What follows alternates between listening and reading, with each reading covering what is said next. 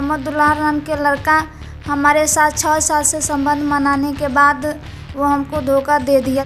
भारतवर्ष में नारियों को देवी का दर्जा दिया गया है, वहीं दूसरी ओर कुछ ऐसे वहशी दरिंदे हैं जो अपने हवस के लिए यहाँ की नारियों का शोषण भी कर रहे हैं।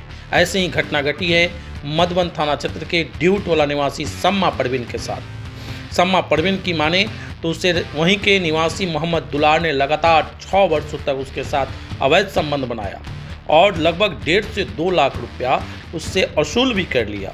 उसके बाद उसे छोड़ दिया। तब सम्मा परवीन ने अपने पिता के द्वारा खोजे गए शौहर से घोड़ा साहन के निवासी से शादी की। पुनः मोहम्मद दुलार वहां पहुंचकर उसे तलाक दिलवा दिया और ज़बरदस्ती वहां से उठा लाया अपने गांव। फिर उसके साथ शारीरिक संबंध बनाता रहा और पुनः जब अपने हवस की पूर्ति उसे हो गई तो उसे मारकर भगा दिया।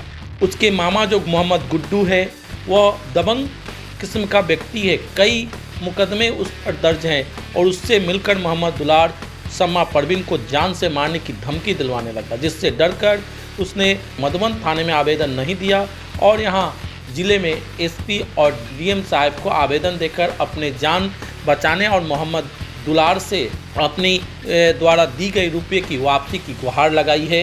आइए जानते हैं मोहम्मद दुलार ने कैसे सम्मा परवीन के साथ दुर्व्यवहार किया, सम्मा परवीन के ही ज़बानी। आप इतनी दुखी क्यों दिख रही हैं? इतना दुखी इसलिए दिख रहा है कि मोहम्मद दुलार नाम के लड़का हमारे साथ 6 साल से संबंध बनाने के बाद वो हमको धोखा दे दिया। धोखा देने के बाद हम अपना शादी दूसरे जगह कर लिए। घोड़ा साहन हमारा हस्बैंड का नाम मोहम्मद कैस है। वहाँ से हमें ज़बरदस्ती भगा कर ले आया। ले आने के बाद वहाँ हमारा हस्बैंड से दूसरा शादी कर लिया। वहाँ से भी हम चले आए और हमारे घर वाले, हमारे बाप माँ भी हमको मारने की धमकी देकर घर से निकाल दिए गया है। हम कहीं के न और उसके दुलार के पास भी गए तो उसका माँ, उसका बाप और उसका नाना मामा ये सब हमको घर से निकाल दिया गया। हम थाना में नहीं गए कि उन लोगों दबंग लोग के लोग हैं, वो लोग हमको जान से भी मार सकते हैं। इसीलिए हम एसपी और डीएम के पास आए हैं ताकि वो हमारा दुख समझे। अपना दुख लिख कर उनको बताने आए हैं कि इस दुख पर हम पर विचार कर और हमारा कार्रवाई शुरू करें। अच्छा, वो लड़का कौन? आपके अब्बू का क्या नाम है? मोहम्मद सालिम। अच्छा, कहाँ के रहने वाली हैं आप? हम मधुबन के रहने वाले हैं। शादी कहाँ हुआ था आपका? शादी में घोड़ा साहन थाना गांव सिंगरैया।